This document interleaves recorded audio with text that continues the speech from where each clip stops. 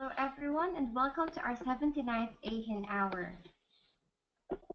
Our now is a webinar. If you need assistance, please feel free to send us a message through the chat box so we can help you.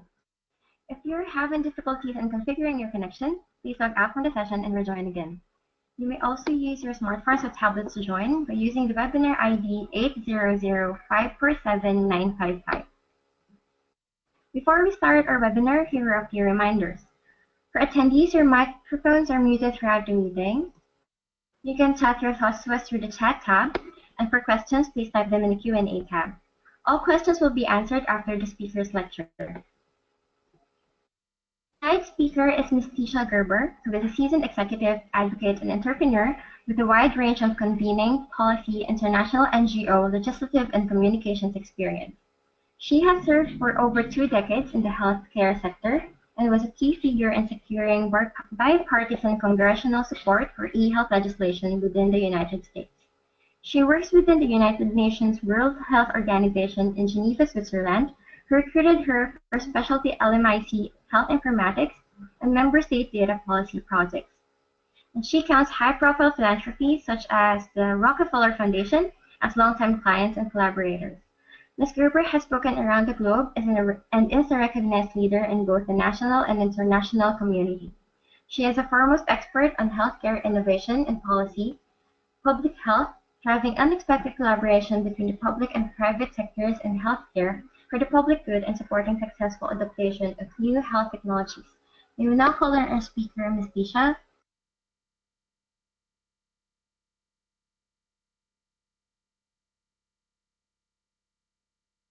Hello, everybody, and how are you?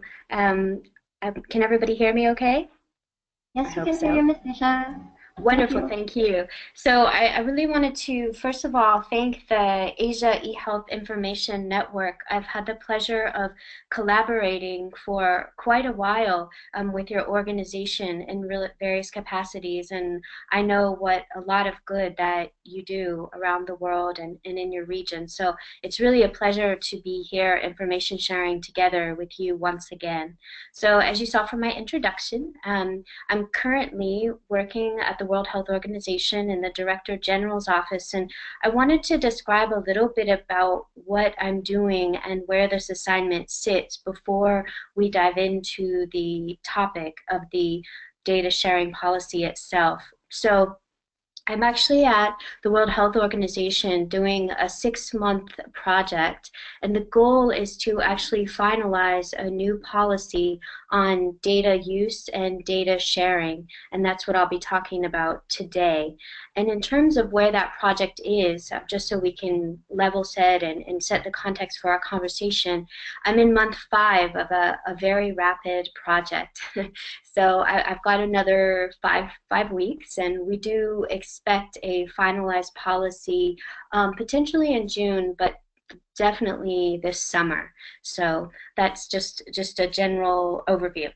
So let me forward slide. So what I want to cover with you today, and I'm eager to see your questions as well, because that's really going to inform our work, is a background on the data use and sharing policy itself, where it came from, where it's going, the key components of the policy, and then the feedback and more importantly where we are now, the implementation process and the resources that we expect to be available.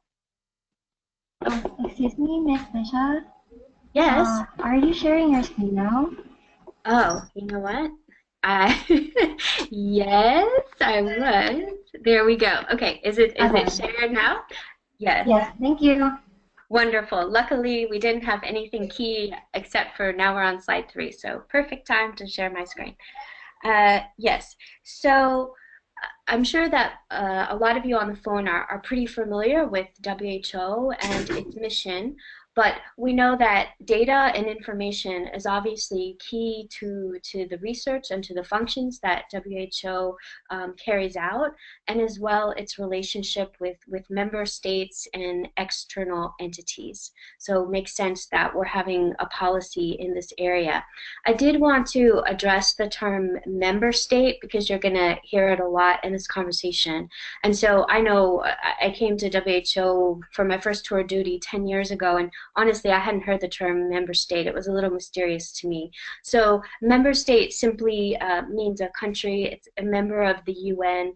There are 193 of them. But when we talk about a member state, we're talking about an individual country. So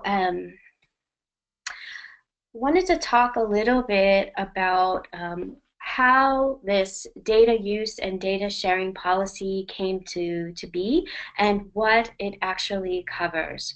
So as you know, data is increasingly in the news. It's increasingly discussed by major institutions such as the World Bank, OECD, major funders, and of course at the member state level and within countries within important experiments.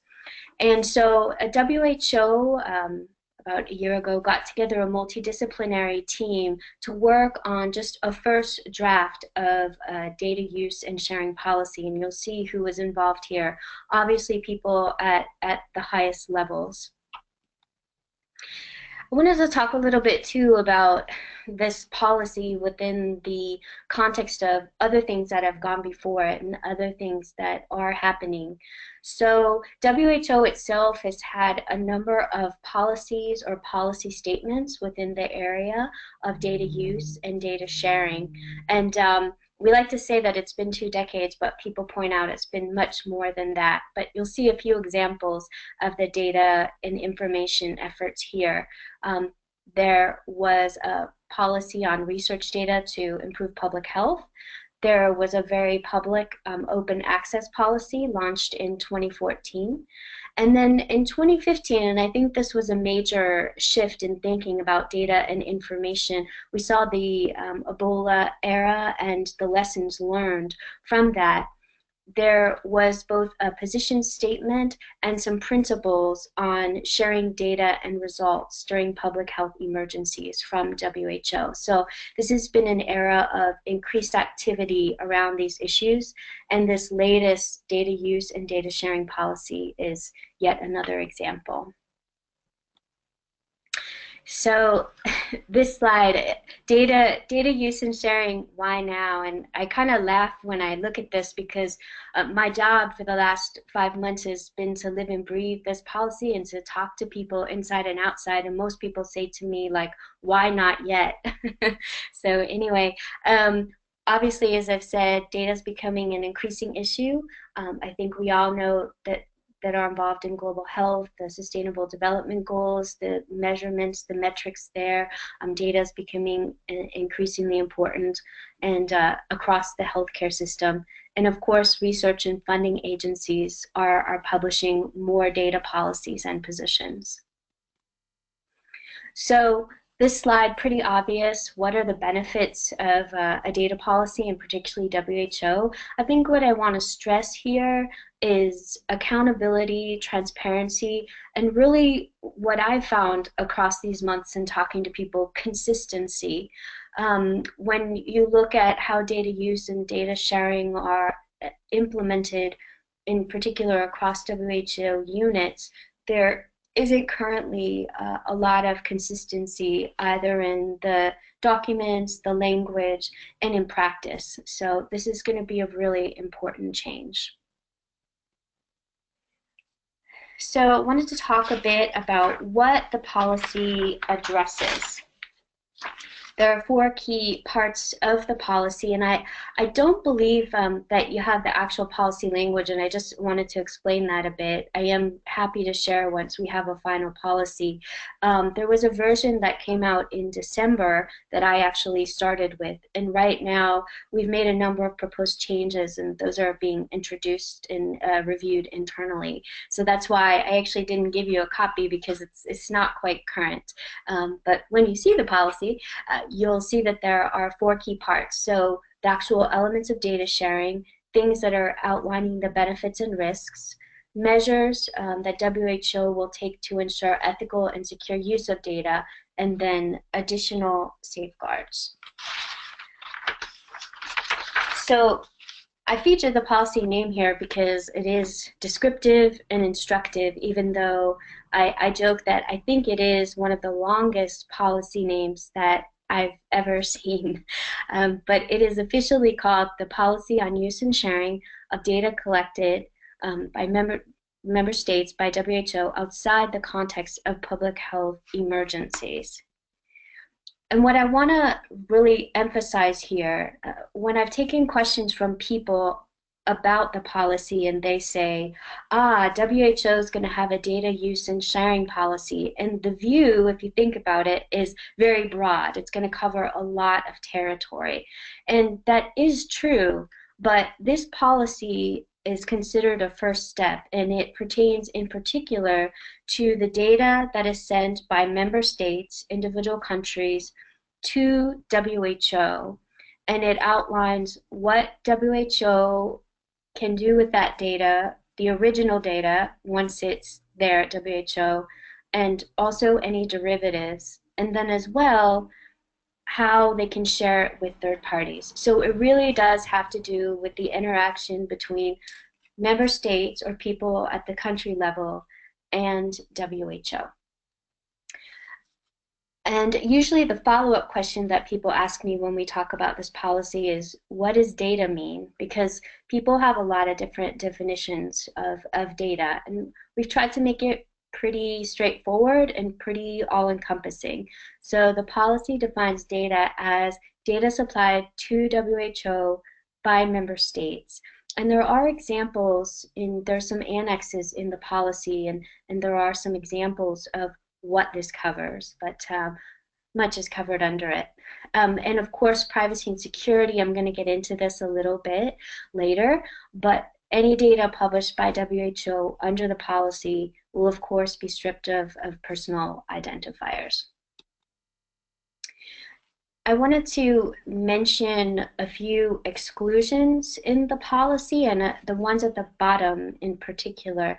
So I mentioned that WHO already has a policy statement and things pertaining to data obtained in the context of public health emergencies, and that really, came out of the Ebola emergency. So there is already a policy on that. So this current policy that we're talking about doesn't cover public health, since there's already a pre-existing policy. It also excludes data and reports from clinical trials. That is anticipated to be an issue that will be dealt with in the future and separate from this policy. I mentioned that we've tried to provide a number of explanatory resources on this policy, and I'll talk more about that towards the end of my talk. But I've listed here some types of data that are covered under this policy, and we try to expand the list to be as descriptive as we can and helpful as we can while still being specific. So you'll see that a variety of types of data are covered. This is not an exhaustive list by any means. These are just some examples of things that are covered. So you'll see mortality data, health facility data on an aggregated and case-based basis, key informant surveys, national surveys, disease surveillance data, etc. So much covered. So I mentioned, of course, the privacy and security concerns, and that data used under this policy, of course, stripped of personal identifiers, but also there is a section, and it really tries to clarify, in the name of transparency and consistency, under what terms data that's received from member states by WHO can be shared with third parties. And the conditions are outlined here. They can be shared, given all the privacy and security provisions, for non-commercial, not-for-profit use. So that's very important. I provided some slides, and you'll notice there's about 3 slides, which seems an inordinate amount of slides. But I wanted to point out that Annex 4, when you see the final policy, I believe it'll be on page 14, it's really important. And the reason why it's important is it's actually a place where the provisions of the policy are laid out. It's meant to be an agreement and for ministers and folks in member states, and it basically says this is what WHO can do with the data that you give them. They have the right to do so. Here's the conditions under which the data will be treated. And so you'll see the things that I have just talked about now. The, stripping of personal identifiers, making the data available to third parties under certain specific conditions, and that WHO has the rights to kind of the original data under current law, and also that they can use, compile, aggregate, evaluate, and analyze the data and disseminate the results. So again, this is in the name of transparency and consistency, that ministers, that folks at the member state level will be quite clear in terms of what's being done with the data. And I did want to say a word. Folks have said, how does Annex IV come into being, or what triggers it? There's an opt-out capability versus an opt-in capability. And so if a member state wants to opt out of giving the data that's covered under this policy, there is an avenue for them to do so, and you'll see the language is quite specific, as you may expect. So a member state certainly has the right to do that, but under the circumstances that they identify what part of the data they want to opt out of, the scope of the opt-out, and obviously the specific reason. And so this mechanism is provided. The one caveat to that, of course, is that while member states have the right to opt out, obviously that doesn't cover, legally mandated or things that must be reported by law. So I did want to mention also another important caveat, and this has been really important in people that I've talked to who maybe have longitudinal studies, vast amounts of information. The policy will not apply retrospectively. So it only applies to data that's received by WHO from member states after the policy is implemented. And this is quite explicit in the policy. And then I mentioned the third party and the sensitive data. So not only are personal identifiers stripped, but there is an anonymization procedure as well. And I'll talk about the frequently asked questions towards the end of my talk. But we are trying to clarify this through frequently asked questions. We've had a lot of questions about these terms and what they mean, and so we're doing our best to clarify in implementation resources and make it clear to everybody. It's taking a minute to come up. I actually included these slides, although they're used in internal presentations quite a bit, and for some reason it's not cooperating with me and coming up. There we go. Oop. Sorry, I ruined it. Anyway, we've created some charts, and I would just urge you to kind of give that a look over. Again, it's more a WHO internal thing, but we need to think through current data collection agreements, and if you have one, if you don't, what you need to do. And when I say you, I mean the WHO personnel, to make sure that everything is handled consistently, and that things, current agreements that exist are in compliance with the Annex IV that I mentioned. So you can imagine that there's just a lot going on to make sure that this goes smoothly, that there's a uniform understanding of implementation and great communication with the regions and with member states.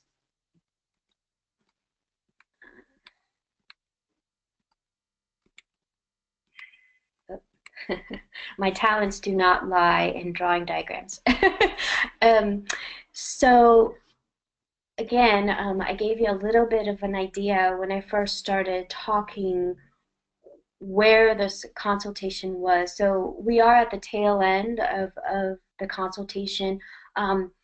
We have reached out internally and externally quite broadly to get people's comments, and I think questions have been really key. And when I take questions here, I would encourage you, if you can, to bring up to me things that you feel need to be clarified, because one of my big tasks is to actually draft a pretty big frequently asked questions document that makes people feel more comfortable with the policy and that answers a lot of questions that have come up.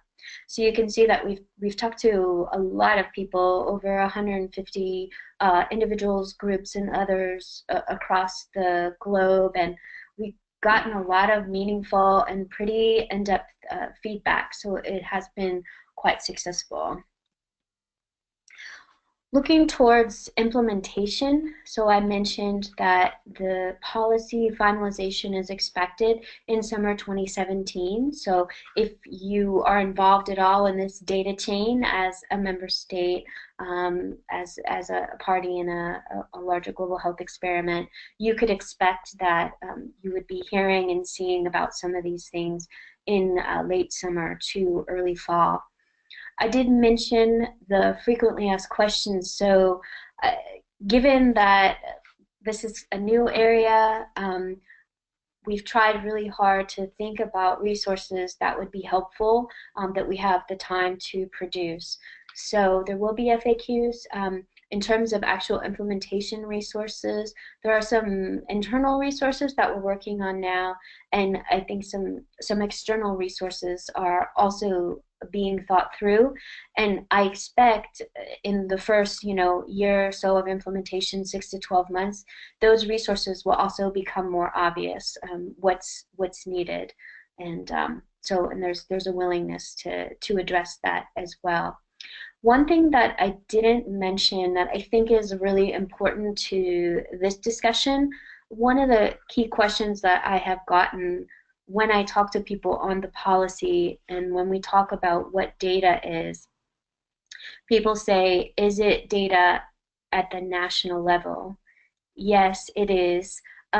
In some cases, it can also cover subnational data, and that's a big question that I've gotten. And so I know for folks who are working in the ministry or at the government level, that may come into play. So we'll be finishing up this project around May 30th, and so you'll be hearing more. That's just a really quick high-level summary. I wanted to provide adequate time for questions. The only caveat I'm going to give you for questions is, so I didn't write the original policy, but have obviously been very involved in the evolution of the policy. So I am not a world-renowned health data expert, but I am an e-health expert. So I may have to take some of your questions back to WHO and to my boss, and I'm very happy to do so. So with that, I'll turn it back over, and I can take any questions that you may have.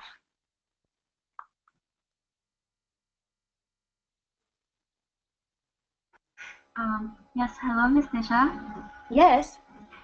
We have a question here from Dr. Sambat from Cambodia. His first question is, what skill set is needed for country level for data use and analysis? Just, you mean like in terms of the policy, or just in general, or? Oh, maybe in the policy. So I think, I mean, in general, So obviously there are different components of the data use and data sharing where the policy is concerned. And I think a full understanding of the policy at the national level would probably involve, kind of technical or um, informatics, kind of health leads, people on the ground. But in looking at the policy, I also find that there's a legal element. So I think to the extent that there are kind of health legal or legal experts on the team at the national level, that is extremely important as well. And I know some governments have these folks and some don't, whether it's kind of open data and licensing and that side of things. That is also helpful. And the last aspect that I think I'm taking this question as what might be helpful if you assemble kind of like a mini team to have a discussion on this policy and it being implemented, who would be helpful to be part of that effort or team. So technical people, informatics people, legal people, and I also think privacy and security experts would just be helpful to look at the policy and just to understand what's in there. Yes, thank you. Here's another question from Dr. Sambat. Okay. He's asking the difference of data and evidence as used in the policy. Data and evidence. Yeah, I'm not real sure what data is obviously information, statistics, research. So in some cases, I guess they could be the same, but it's tangible information. I mean, we didn't define it that way, but I hope that's helpful. I don't know if he needs to clarify further, let me know, or he can follow up with me. Oh yes, okay, thank you. Another question from Dr. Sambat. Are there training materials on data use from WHO? Particular to this policy, I guess. I guess. I don't think so at a high level.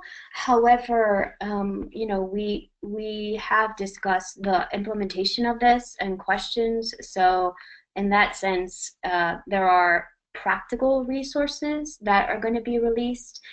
Questions, what does this mean? What do I have to do? Very, very practical. We've tried to think from that perspective, right, of someone sitting at their desk and seeing this policy and saying, what does this mean for my duties? What does this mean for, healthcare programs for my country? What does this mean, both from WHO and kind of that external implementation perspective? So there are those kinds of questions. Actually, in terms of the training, I actually will double back and come back to you on that specifically. No for the policy, but there may be some general resources that could be helpful. So I will get back to you on that. Okay, thank you, Ms. Nisha. Here's another question from Dr. Yuda Eri Saputra. The situation is there are currently many personal health record applications published in Play Store, and many softwares are also created to help public health officers in doing their tasks. So the question is, will this be regulated by the new draft policy, data policy? So I guess the answer would be the question back would be, how is the PHR being used? If data is being extracted, and whether as part of a survey or whether as part of kind of a report, then in that sense, yes, they won't be regulated kind of writ large. But if the data is kind of extracted and sent by the member state to WHO, for kind of the purposes of the policy, then yes, that information would be regulated, but no, not at a high level. So I know that's kind of a it's a tough one. Yes, thank you. We have another question. This one comes from Ms. Donna Medeiros. It reads, Hi, Tisha. Thank you for this wonderful webinar. As we know, much health data generated at country level is LMICs, or development partner or donor funded, with the ministries of health. So they may not have sharing policies in place. How will this policy work in this context? And the follow-up question is, will the USG and other development partners cite this policy within their procurement? That's a good question, actually. So thank you, Donna.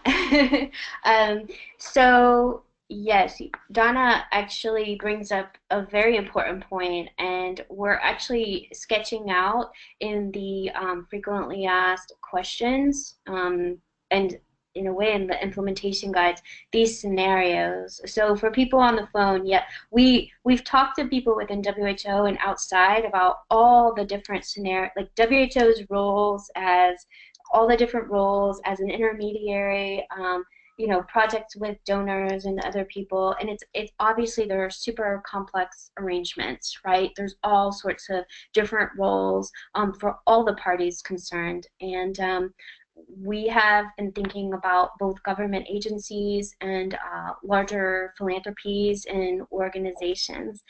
And so we're actually working with the legal department right now to sketch out something quite specific for these arrangements, and also, how the policy applies. If, the entity you're dealing with has a more stringent policy, what does that mean? And this is just as background, this is not spelled out in the policy itself. There's not language pertaining to this. So it's important to know that we're actually clarifying and will have language on exactly these points and how they work out.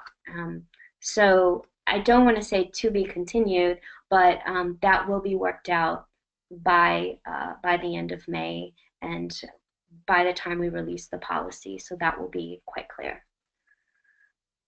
Yes, thank you. And on the USG procurement, that's not actually an issue that has come up. So I will loop back around to Donna on that.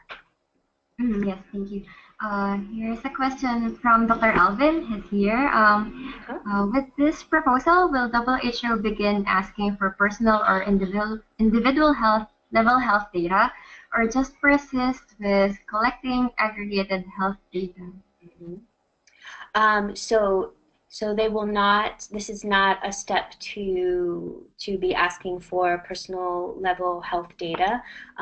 It deals largely with aggregated data, and any data that may have personal identifiers or be sensitive, there's specific provisions in the policy to strip those out, and so to make that, I don't say non-identifiable, but to the extent possible, to strip the identifiers and anonymize data. So they've really wanted to be quite careful in that respect. All right, thank you. We have another question. Okay. This one is from Dr. Y. Pyotan. It reads, how much extent does the policy cover about data ownership? Data ownership. Well, it doesn't use the term explicitly, and it doesn't have a section on data ownership, because what the policy really focuses on is really, as I've said, being transparent and accountable about what happens with the data once it arrives at WHO. So it doesn't address the issue of ownership directly, but merely kind of how it's treated when it arrives at WHO. And to the extent it also addresses, obviously, third parties. So I'd say it's more of a code of conduct than about actual data ownership. Okay, thank you. We have another question. This one is from Dr. Yuda Erizaputra again. Okay. He's asking, so as long as our data are not reported to WHO, only reported to hospitals, for example, then the regulation will not affect the design of the data collection or the use of data in the future? Yes, so the policy is very explicit that it is about data sent from member states and ministers of health and representatives to WHO. If the data is not sent to WHO, then this particular policy would not apply. All right, thank you. Mm-hmm. Another question. This is from Dr. Naeem. Uh-huh. Is there any match between the required data set with the 100 core health indicator by WHO? No, it is broader than that, and I know that how to define data, obviously, you could have a discussion about that for a really long time, right? Folks have a variety of perspectives, and the decision was that data defined in this policy is quite broad, and so it's not confined to that, but is a kind of a broader perspective. All right. So, we're still waiting for questions. If you have questions, That's okay. please type them in the questions tab. I talk really fast, so. We have another question from Dr. Alvin, Ms. Disha. Sure.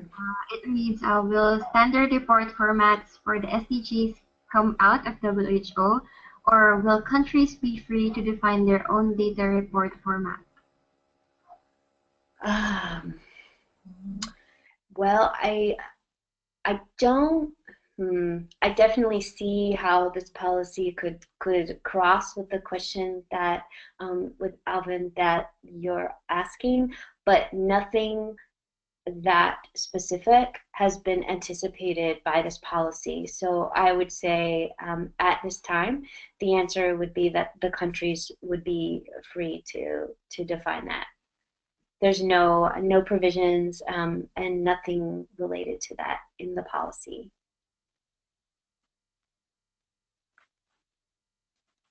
All right, thank you, Ms. Disha. We see here someone's raising their hand. It's Dr. Dario. Dr. Dario, do you have any question? Please type it in the questions panel. Or if you can locate it, please type it in the chat box.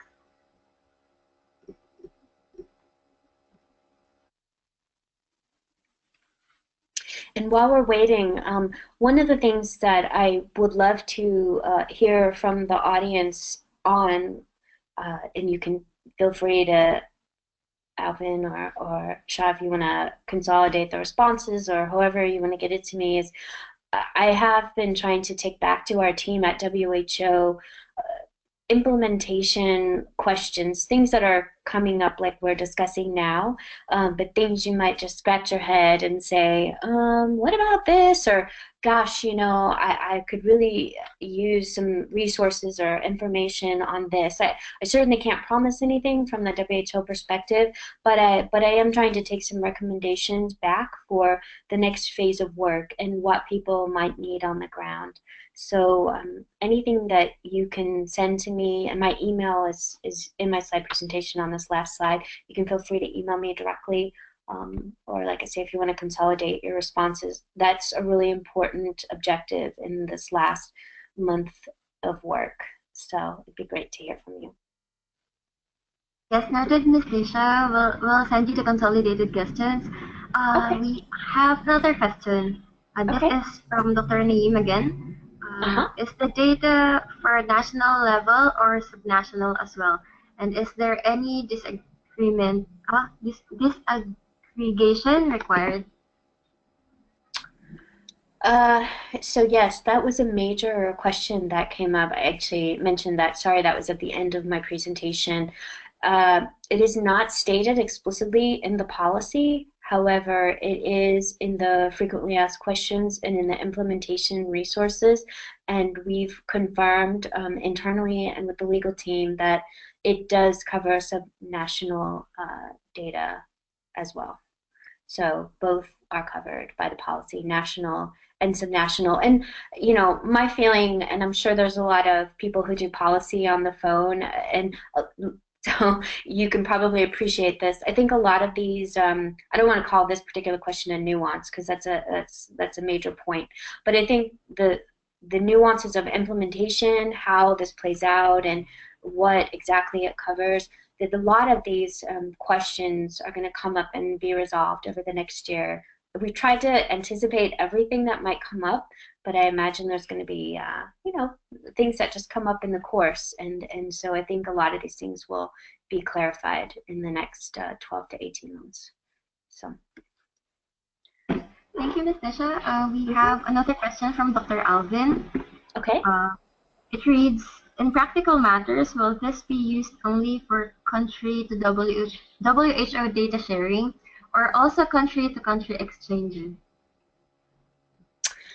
So in practical terms, as it's fashioned now, it will be used only member state to WHO, not country to country. We'll see how that works in the end, but under the current provisions, it's nearly member state to WHO, and then potentially WHO out to third parties. All right. Thank you, Ms. Disha. We have 2 new messages from Dr. Alvin. First one is a comment. He's saying one of the challenges we are seeing are data sharing even within countries between ministries. So this policy proposal is very useful to get the countries started. And then he has questions here. What are the timelines for your research? And what are the next steps if it has to go through after these consultations? And which office will be holding the ball at WHO? So that's always the key question, right? So yes, so my time at WHO, at least under this project anyway, this is designed to go through May 31st, and what the goal by May 31st is to actually have the policy go to within the Director General's office to be finalized. So right now where we are, language changes based on the consultations I've had within WHO and outside. Those are within WHO. They're in the legal department and other departments to be reviewed, and all the process that has to take place. And so the goal is for the policy that's approved internally to go within the Director General's office to be finally approved and signed off on. For that to go, we love for it to be signed off by May 31st. That is the penultimate goal, but at least our goal, if not that, then is to have it go for sign off by the end of May. But we are pushing to see if we can get it approved by the end of the consult period. And then in terms of next steps after it is approved, so it's not going through a formal resolution process. So some folks have asked, is it going? There's a variety of ways that things become policy, right? So there's no formal resolution or approval mechanism. And so the next step after it is approved at the DG level is that there's going to be, I'm working on a small resource center where hopefully people can go and have resources that better explain the policy. I don't know when the official policy release is going to be, but we have said summer, and we're pretty strict on that. And so just so you know, so the lead on this is Christopher Dye in strategy, policy, and information within the DG's office. He led a number of efforts across WHO, including the Ebola effort, and has brought the lessons learned from that to this endeavor. So those are the next steps. So I would say summer, you can expect to see the finalized policy, and I'm pushing hard to have the source center, the FAQs and some resources released with the policy. So that's the next thing to kind of look out for in the summer. Which is, it's quick, right? I mean, I think it's been wonderful to hear from people across the spectrum, and it's been remarkably time effective. I think we've gotten a lot done within a really short amount of time. So I'm very encouraged by the weight that WHO gives this and by the pace, the responsible yet I would say pretty efficient pace at which they're taking this. They know that people are looking for this and they're really trying to get it implemented. So. Yes, thank you. We have another question. This is from Dr. Glyza Brown. It reads, how does data policy differ with the data privacy settings in sharing health data? Data privacy settings. I'm trying to think how to best answer this. So it doesn't, and by privacy settings, I'm assuming that they mean like settings on the machine and transfer, and so and not like settings, clinical settings. I'm not sure here, but basically the policy does not address things like that at a granular level. It just basically says these are the privacy and security practices by which WHO will handle member state data. So it really lays out, and these are the practices by which we'll share it with third parties. So it's really privacy and security in a much more traditional sense and at a much higher level. So it doesn't go down to that level in any way. So I don't know if that's answering it completely, but I would say it doesn't address that particular question, the privacy settings. All right, thank you, Ms. Tisha. Here's another question from Dr. Yuda. Okay. He's asking if WHO will give out example of data collection tools that's already designed based on this new data policy, in case they would like to design a similar one to report to their ministries or maybe to WHO. So it's not so much, I would say no, but not for the reasons that you might think, and I'll confirm this with WHO itself. And so the policy, it's really more about kind of the terms under which data can be collected and used, but it's not any explicit tool. So it's almost like a legal and practical framework. So I don't think that you would need a new screening mechanism or a new piece of software. It's just really being explicit in a legal and policy form about how your data is treated. So I don't think that a new tool or anything would be needed, but the key part to look at in the policy, if you look back at any of my slides, I would say Annex IV is the absolute key. So that's the crux of the policy and like a tool or a guide, if you will. And so if you're at the ministry level, the member state level, that language is what you're going to be seeing from WHO for the projects that you're involved with that involve the data covered. You will start to see that in your interactions with WHO or some version that is compatible with Annex IV. That's meant to be the consistency in communication from WHO to member states and to ensure kind of member state expectation is the same. So so in that sense, if you have your half hour in your busy time, I would really focus on review of that and thinking about that and thinking about the kind of what's covered, what's not, and like I say, there is an opt-out mechanism. We'll see who takes advantage of that. It'll be we'll kind of see what happens. But But that is kind of the, I guess, if you will, the legal or the policy instrument that is really related to this policy. So I would pay attention to that and think, okay, how is this going to affect what I do, or how does this impact things? That's the key. Annex 4. All right, thank you, Ms. Nisha. So for those who still have questions, please type your questions now as we have a few minutes left for the webinar. And if you happen to come up with more questions, you can contact the AeHIN secretariat who will be forwarding all your questions to Ms. Nisha.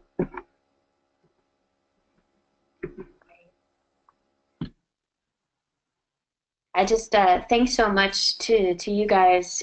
I wanted to say that our conversations with different regions have been quite key, and we've heard from almost every official WHO region as well as informally. And I have heard from some member states, and that insight has been really key to think about what's required for implementation and just what on the ground questions you guys might have. So the conversation that we've had here today, I've taken a lot of notes. It's been really helpful, and just be assured that it will shape the frequently asked questions and the thinking that's still taking place in the rush to the World Health Assembly. So. Yes, thank you so much for being a speaker today, Ms. Nisha. Dr. Alvin also says thank you for sharing this research. It's a very important. This is very important for us at AeHIN. And thanks, and please keep us posted on how this policy progresses within WHO. AeHIN will support the process of dissemination.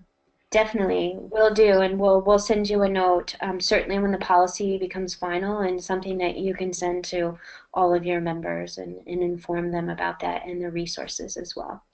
Thank you so much. Thank you, Ms. Tisha, and thank you for the participants for actively participating in this webinar as well.